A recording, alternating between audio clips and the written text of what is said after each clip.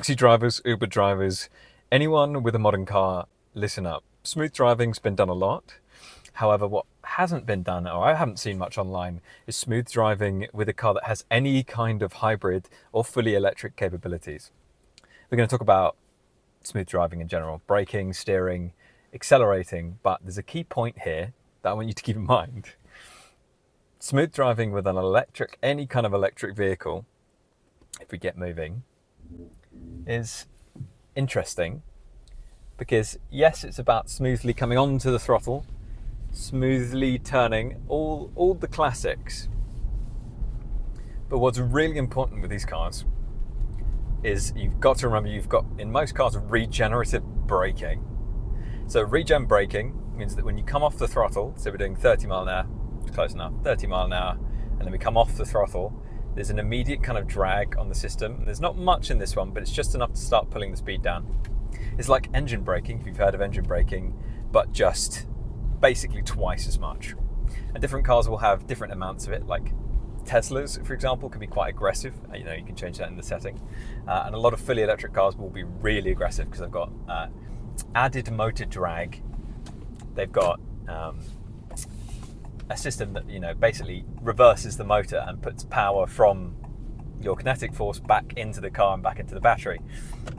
Now that's really cool, but what it does mean is that if you're in any way jerky with the throttle pedal, so you come off the throttle, back on the throttle, off the throttle, back on the throttle, everyone else in the car is going to get immediately sick.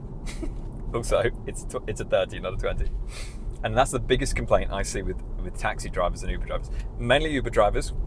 I'm not calling you guys out, but there's a lot of lurching at the throttle pedal and being very evil and making everyone have a horrible experience. If you've been in the back of an electric car with someone who's got a slightly enthusiastic, not just on throttle but off throttle pedal, then you'll know exactly what I'm talking about. That's the fastest way to bring up your dinner. So be nice. Don't just come straight off the throttle like with that movement. Blend it off as much as you can, and sometimes just keeping a little bit of throttle at the same time is enough to stop the regen fully happening. Now, I know you're like, well, won't I regenerate as much battery? Well, no, not if you're straight back on the throttle and using up that tiny little bit of power that you've just regened from the car. So it's not acceleration necessarily that makes people feel queasy or uneasy or sick. It's the change in acceleration. So if you're sharply steering from left to right, like you're at a chicane at Monaco, or you're sharply going from the throttle pedal to the brake, backwards and forwards, then that's what'll do it for you. People talk about limo braking. So what I just did there, where when you come to a stop, you blend the pedal off. You're not just holding the pedal all the way in, and as you come to a stop, the car hits a nice lurch for you. So keep in mind, these electric cars will drag you down in speed when you lift off the throttle at any speed, and it's particularly noticeable at slow speeds, I've noticed as well. So if you're crawling around town, especially in like the middle of London, if you've been in an Uber, and it's kind of like this, and maybe you've had a drinky or two, and it's the last thing you want. So be nice to your passengers. What you can do for passenger comfort as well is keep the car nice and cool, keep a bit of air coming in at all times if you can. So be nice to your passengers. If you look at the steering here, that initial turn in, make it nice and smooth. And then when you transfer over, make it nice and smooth too. Keep in mind though that if you have to get out of the way of something, don't focus on making things smooth. Just get out of the way. I see a lot of people, especially in near collisions, they dive for the horn first, and there's no point trying to stay smooth if you're going to hit something.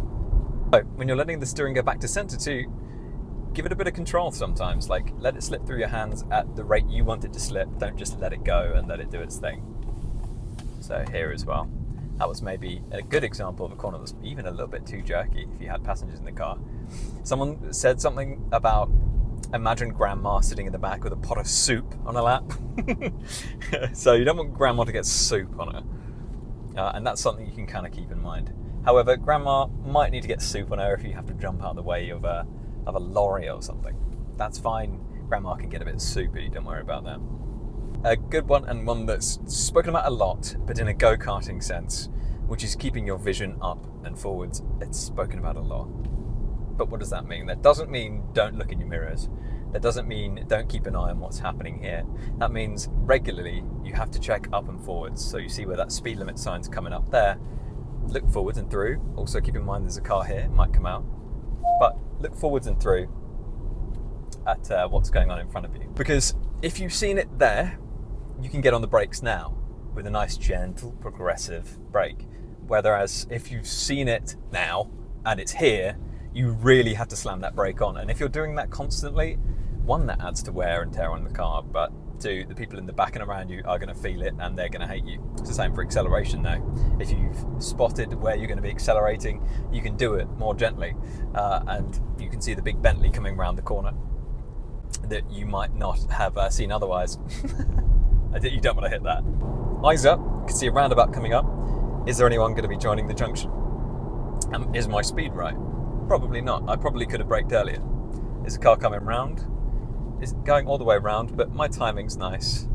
And, you know, perhaps that's a little too quick if you're learning.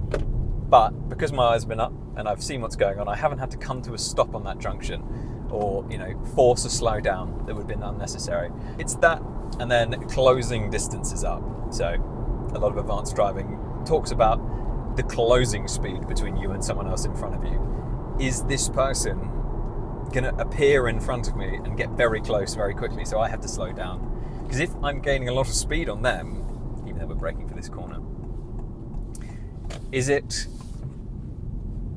going to be a scenario such as them braking hard, and then because you've got so much closing speed on them, you've got to brake extra hard and you've got to be in the ABS of the car? That can be quite a dramatic scenario. Eyes up, look through the corner. If it's a blind corner, can you stop in the distance there that you can see? Right? Because if you can't stop in that distance, then you're going to hit whatever's stopped there around the corner. So do you think you could stop at this speed if there was something just there around the corner? Like there's a train line here, and there's often traffic just stopped. It's always a little bit worrying when you're stopped as the last member of traffic. If you're in the middle of a radius of a corner too, you don't want to add sharp increments because it's going to upset the steering. It's going to add more roll to the car, and it's going to make it feel more and more like you're on a queasy rolling ship. If you can keep the car nice, flat and level, then everyone in the car is going to be much more thankful that you exist. It really is that easy. You're keeping the car flat and level forwards and backwards and braking and accelerating. There's a nice Integra Type R in the mirror there. I don't know if you can see that. And then side to side too with the roll, which is arguably more important. So, nice gentle turn in. If you need to feed the wheel, feed the wheel. But when you let it roll back to center, you're doing it nice and gently like that. See? And then when you're slowing down, coming into a nice slow zone, you can use the regen braking, but then when you come back on the throttle, it's nice and chill. I like doing little vids like this because it just lets me talk and be nerdy. So if you like the format, like or dislike the video to let me know, and drop a comment if you have any ideas for yourself. See you soon.